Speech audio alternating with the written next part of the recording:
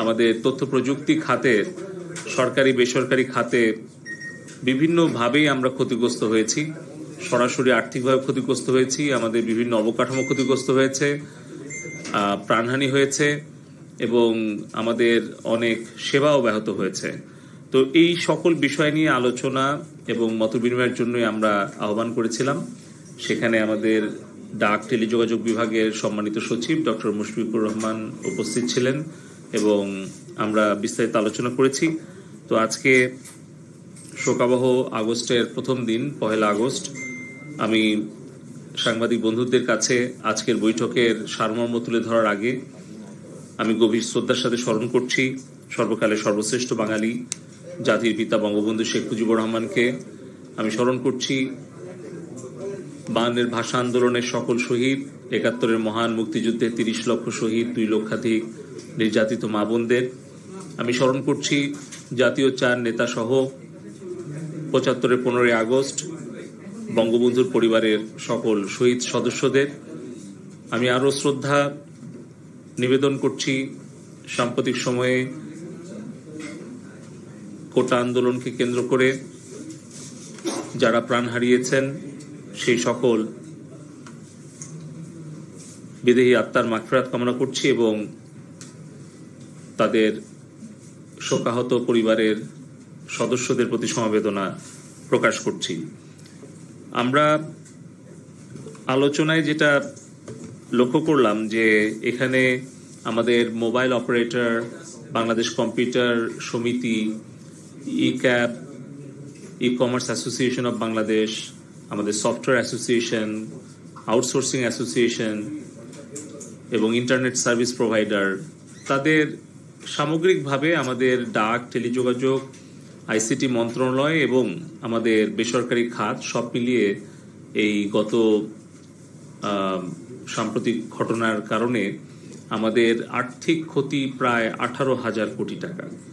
এবং এই 18,000 কোটি টাকার যে ক্ষতি, অবকাঠামোগত ক্ষতি, তাদের ব্যবসায়িক ক্ষতি, এর পাশাপাশি যেটি সবচেয়ে বড় আশঙ্কা এবং যেটি আমাদের জন্য সবচেয়ে বড় একটা সংকট বা চ্যালেঞ্জ, সেটি হচ্ছে যে আমাদের এই টেলিকম এবং আইটি সেক্টরটা আসলে অনেকটাই বিদেশি গ্রাহক এবং ক্লায়েন্ট বা বায়ারদের নির্ভর করে।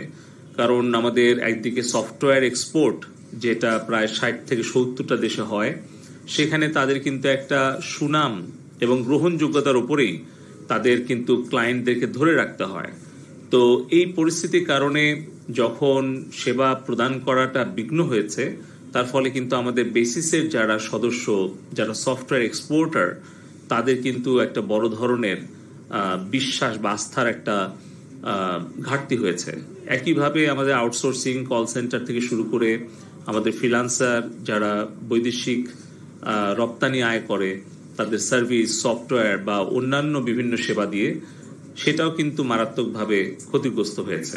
পাশাপাশি আমাদের দেশে এবং বিদেশে যে একটা গোষ্ঠী অপপ্রচারে লিপ্ত হয়েছে বাংলাদেশ সম্পর্কে, এতে দেশের ভাবমূর্তিও কিন্তু অনেকটাই প্রশ্নের সম্মুখীন হয়েছে বিভিন্ন সত্য মিথ্যা অপপ্রচারের ফলে। তো এই সব কিছু মিলিয়ে কিন্তু আমাদের সামগ্রিকভাবে অর্থনৈতিক এবং কর্মসংস্থান, পাশাপাশি আমাদের একটা বিদেশি গ্রাহকদের কাছে আমাদের কিন্তু একটা ভাবমূর্তিরও একটা বড় একটা আমরা ধাক্কা খেয়েছি। তো এই বিষয়গুলো আমরা যেরকম আলোচনা করেছি, সেখান থেকে উত্তরণের পথ কি হতে পারে সে বিষয়ে আমরা আমাদের যারা অংশীজন আছে, যারা বেসরকারি খাতের উদ্যোক্তা এবং ব্যবসায়িক সংগঠনের নেতৃবৃন্দ, তাদের পরামর্শ গ্রহণ করেছি। যেরকম আমরা কতটুকু তাদের আর্থিক ক্ষতিটা কাটিয়ে ওঠার জন্য সহযোগিতা করতে পারি, সরকারের নীতিগত সহায়তা কতটুকু করতে পারি, কতটুকু আমরা আর্থিকভাবে তাদেরকে সহায়তা করতে পারি, কতটুকু আমাদের করার সক্ষমতা রয়েছে খুব দ্রুত সময়ের মধ্যে, সেগুলো আমরা ভেবেছি। যেরকম ইন্টারনেট, আমরা আমাদের সরকারের যে সাবমেরিন কেবল, 2টি কেবল আছে, সিমিউই 4 অ্যান্ড সিমিউই 5, এখান থেকে কিন্তু আমাদের ক্যাপাসিটি প্রায় 7 টেরাবাইট, অর্থাৎ প্রায় 7,000 জিবিপিএস, 7,200 জিবিপিএস। এখান থেকে আমরা আজকে সাবমেরিন কেবল কোম্পানির চেয়ারম্যান, আমাদের ডাক টেলিযোগাযোগ সচিব, উনি নিজেই চেয়ারম্যান, এবং ম্যানেজিং ডিরেক্টরকে আমি ফোন করে বলেছি যে আমাদের এখন আইএসপিএবি এবং বেসিস তাদের যে প্রত্যেকেরই কিন্তু বলতে গেলে মানে আমাদের তরুণদের মেধা আর ইন্টারনেট এই দুটোই কিন্তু হচ্ছে তাদের ব্যবসার মূল চালিকা শক্তি। তো সেই ক্ষেত্রে আমাদের আউটসোর্সিং অ্যাসোসিয়েশন, বেসিস, আইএসপিএবি তারা সরাসরি কিন্তু ইন্টারনেট এবং তারুণ্যের যে মেধা এই দুটোর উপরে কিন্তু তাদের ব্যবসায়িক কার্যক্রম সম্পূর্ণ নির্ভর করে। তো আমরা তাদের এই আবেদন বিবেচনায় নিয়ে আমরা সবগুলো তাদের দাবিগুলো শুনেছি, তাদের যৌক্তিক দাবিগুলো পূরণের আমরা আশ্বাস প্রদান করছি। পাশাপাশি ইমিডিয়েটলি যেটা আমরা করতে পারবো সেটা হচ্ছে যে আমাদের ফ্রিল্যান্সার যারা আছে ভাই বোনেরা তাদেরকে আমরা মাননীয় প্রধানমন্ত্রী জননেত্রী শেখ হাসিনা এর আগেই কিন্তু তাদেরকে একটা আইডেন্টিটি দিয়েছিলেন, একটা রেজিস্ট্রেশন সিস্টেমটা করে দিয়েছিলেন এবং উনি প্রতিশ্রুতি দিয়েছিলেন যে তাদেরকে তাদের যেই আয়টা হয় বিদেশ থেকে আউটসোর্সিং এর উপরে একটা ইনসেন্টিভ দেওয়ার জন্য। তো আমাদের আইটি, হার্ডওয়্যার, সফটওয়্যার এবং সার্ভিসের ক্ষেত্রে 10% ইতিমধ্যেই আছে এক্সপোর্টের উপরে। ফ্রিল্যান্সার ভাই বোনদেরকেও আমরা আসলে একটা ইনসেন্টিভ দিতে চাই। আমি গত পরশুদিন আমি বাণিজ্য মন্ত্রী মহোদয়কে একটা অনুরোধপত্র দিয়েছি এবং আমরা আরো জোর দিয়ে এটা চেষ্টা করব যাতে ফ্রিল্যান্সাররা একটা প্রক্রিয়ার মধ্য দিয়ে ICT division, post telecom division, আমাদের অ্যাসোসিয়েশন তাদের সহযোগিতা নেই। যেরকম বেসিসের কোনো মেম্বার যদি ক্যাশ ইনসেন্টিভ চায় তাহলে বেসিসের কিন্তু একটা প্রত্যয়নপত্র বা এক ধরনের মেকানিজম আমরা বাংলাদেশ ব্যাংকের সাথে করেছি। তো এরকম ভাবে বাণিজ্য মন্ত্রণালয়, ডাক টেলিযোগাযোগ, আইসিটি মন্ত্রণালয় মিলে আমরা একটা মেকানিজম দাঁড় করাবো যাতে করে খুব দ্রুত সময়ের মধ্যে আমাদের এই 7 লক্ষ ফ্রিল্যান্সার ভাই বোনেরা তারা আউটসোর্সিং এর উপরে ইন্ডিভিজুয়াল ফ্রিল্যান্সাররাও যাতে একটা ইনসেন্টিভ পায় সেটা আমাদের প্রস্তাব আমরা দিয়েছি। আমরা আশা করছি এটা বাণিজ্য মন্ত্রণালয় থেকে একটা খুব ইতিবাচক আমরা সাড়া পাবো। দ্বিতীয়ত আমাদের ইন্টারনেটের দামটা আসলে যাতে গ্রাহক পর্যায়ে এবং ব্যবসায়ী পর্যায়ে আরো কমানো যায়, যেটা ইতিমধ্যেই গত 15 বছরে মাননীয় প্রধানমন্ত্রী জননেত্রী শেখ হাসিনা কমিয়ে পার এমবিপিএস এখন তো 60 টাকার নিচে নামিয়ে এনেছি আমরা, এবং এটা ছিল 85,000 টাকা পার এমবিপিএস 15 বছর আগে। আমাদের আসলে ব্যবসায়িক নেতৃবৃন্দ বলছিলেন যে গত 15 বছরে আমাদের যে ডিজিটাল বাংলাদেশের যা অর্জন, আজকে আমরা এই সংকটকালীন সময়ে এবং 2 বছর করোনাকালীন সময়ে যেটা আমরা উপলব্ধি করলাম যে আমরা প্রযুক্তি এবং ইন্টারনেটের উপরে কতটুকু নির্ভরশীল, এটা আমাদের ব্যবসায়িক কার্যক্রম, আমাদের যে কোনো শিক্ষা কার্যক্রম, স্বাস্থ্য কার্যক্রম, এটা কিন্তু আমরা উপলব্ধি করতে পেরেছি। তো এই জায়গাটা থেকে আমাদের এই তারুণ্যের মেধা এবং প্রযুক্তির শক্তিকে আমরা কাজে লাগিয়ে কিভাবে 41 সাল নাগাদ একটি উন্নত, সমৃদ্ধ, একটা প্রগতিশীল আমরা সোনার বাংলাদেশে পরিণত হব, স্মার্ট বাংলাদেশে পরিণত হব, তার জন্য আমাদের এই সংকটকালীন সময় থেকে আমাদের যে অভিজ্ঞতাটা তৈরি হলো সেটা কিভাবে কাজে লাগানো যায় এবং কখনোই যাতে বাংলাদেশে ইন্টারনেট কখনোই সম্পূর্ণ ব্যাহত না হয়, তার জন্য আমাদের যারা ব্যবসায়িক নেতৃবৃন্দ আছেন তাদের পরামর্শ আমরা গ্রহণ করেছি।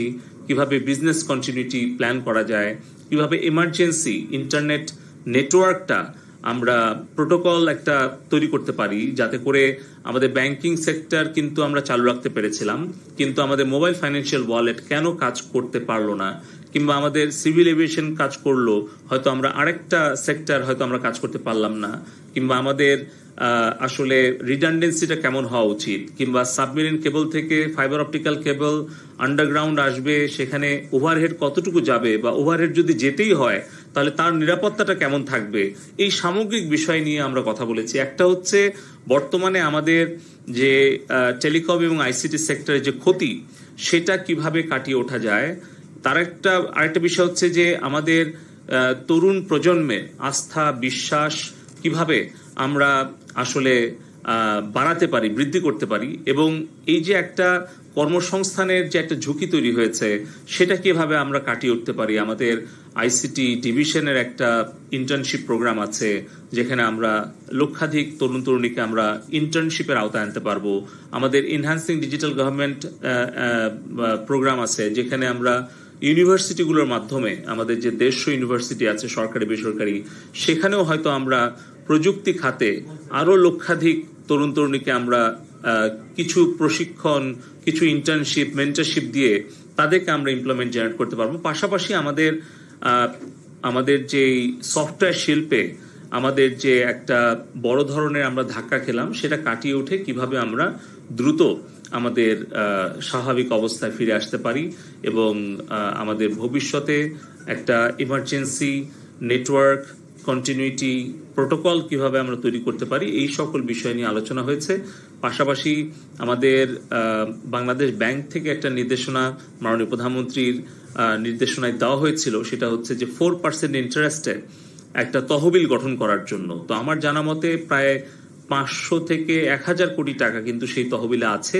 তাহলে সেটা কিভাবে আমরা এই 4% বা আরো অল্প সুদে কিভাবে আমরা আমাদের যারা সফটওয়্যার শিল্পে বা ইন্টারনেট সার্ভিসে আছে বা হার্ডওয়্যার কিংবা মোবাইল বিভিন্ন সার্ভিসে আছে অথবা আউটসোর্সিং শিল্পে আছে, এই জায়গাগুলোতে কিভাবে আমরা সেই স্টার্ট আপ ফান্ডটাকে আমরা কাজে লাগাতে পারি, তার জন্য আমরা একটা রিকমেন্ডেশন তৈরি করব।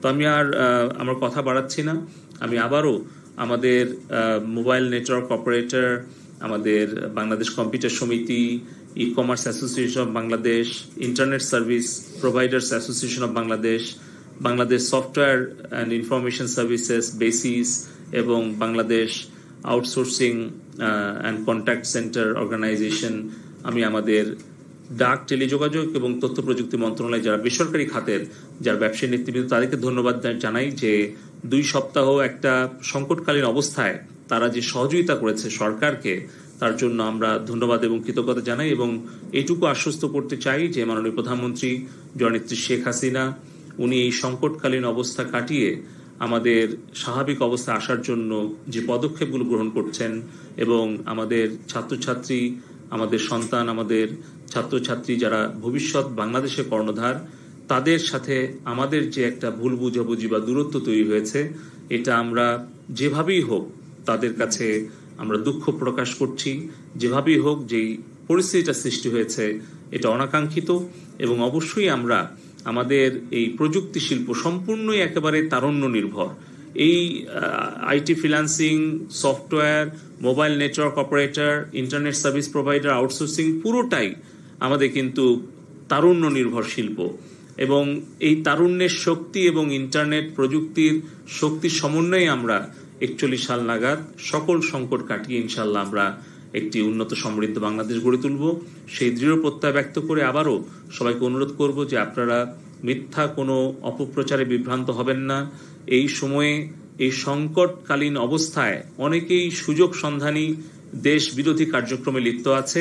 আমরা সকলে যেন আমরা ঐক্যবদ্ধ থাকি এবং এই অপশক্তি ষড়যন্ত্রকারীদের বিরুদ্ধে আমরা ঐক্যবদ্ধ হয়ে প্রতিহত করে আমরা আমাদের দেশের শান্তি, শৃঙ্খলা এবং উন্নয়ন অগ্রযাত্রাকে ত্বরান্বিত করার জন্য আত্মনিয়োগ করি। সবাইকে ধন্যবাদ। জয় বাংলা, জয় বাংলা। একটা প্রশ্ন ছিল, সেটা হচ্ছে যে আপনি ঘোষণা দিয়েছিলেন যে